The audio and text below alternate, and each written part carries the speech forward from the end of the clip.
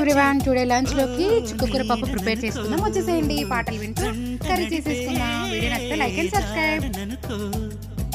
పూలు పరిచే ఓ దారిననుకో, నిన్ను కలిసే